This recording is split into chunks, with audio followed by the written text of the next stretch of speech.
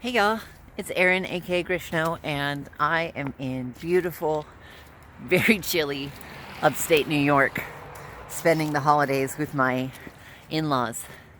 And I tell you, I'm loving every bit of it. Seeing the family, catching up with everybody, seeing our nieces and nephews, exchanging gifts, and spending the holidays and engaging in tradition. It's really a wonderful thing and a great privilege for me to be here.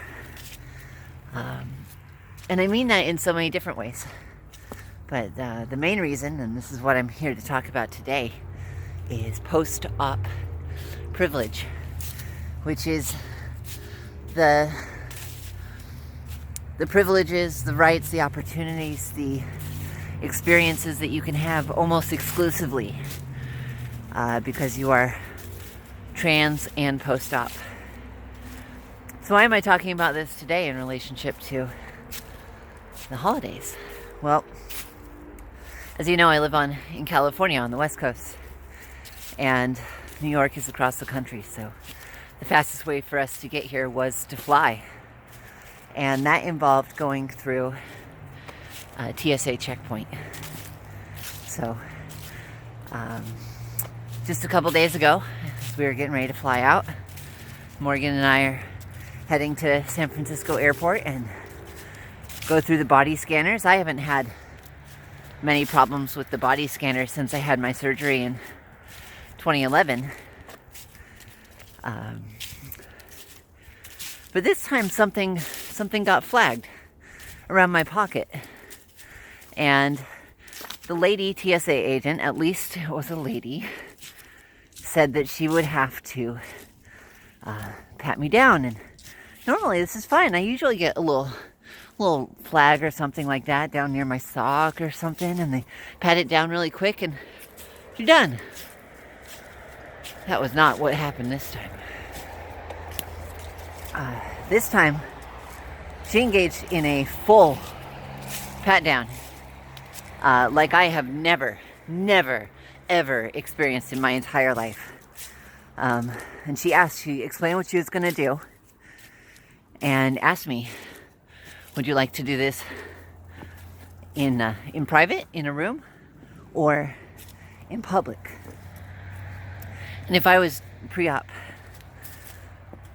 I would have done it in private. I would have done it in a room.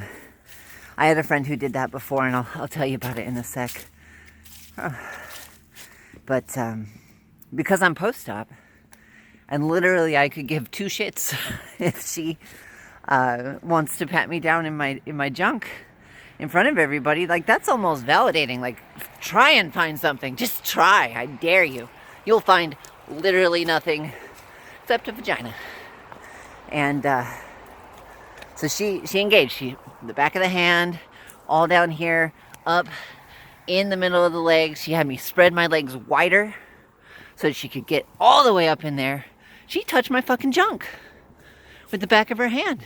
It felt like she was intentionally trying, like she had clocked me going through, because I had to take off my jacket and everything. I just had a cami so you could see my guns, and and because of where the flag was, it felt like she was looking for a dick, and she did not find one, thank God. And because she couldn't find anything, she was like, great, now we're gonna do the chemical swabs on your hands and on your bag, and we're gonna do all that and just keep holding you up, and they found nothing. They found nothing because there was nothing to find. But she was looking. So I got to go on my merry way and have a nice little groping session with a TSA agent. But to me, that was a privilege. That was a privilege. Because a friend of mine, a few years ago, we were flying from San Francisco to Philadelphia for a conference. And she had the same thing happen, but she was pre-op. And so she opted to go into the back room and have a pat down. And When they pat her down, they found a bump in between her legs. And she was forced to take her pants down and reveal her genitals to multiple TSA agents in what I can only imagine would be an intensely uncomfortable experience. So the fact that I could say to this TSA agent, do it in public. Do it right here in front of everybody. Let everybody watch this. That was a privilege. And I felt privileged to do it. To let everybody see me getting groped in public as that one lady clocked me. It was a very unpleasant experience for me, but it could have been a lot worse. And that's exactly what post-op privilege is all about. And it impacts so many things. It's just our ability to travel, right? Our ability to go home and see our families for the holidays, to share these very basic experiences that people take for granted all the time. It's in our ability to use a locker room or a restroom without worrying. And even if you worry, sometimes I go into a locker room and I think, or a bathroom, and I think, what if somebody decides to clock me and take exception to the fact that I exist and that I'm here? I'll pull down my fucking pants right in front of you and say, this is a fucking vagina, bitch. Get the fuck out. And I haven't always been able to do that. So it's a privilege, and it impacts so many little pieces from our ability to travel and connect, to our ability to exist in public and just do basic human functions like using a restroom that you have to do every day.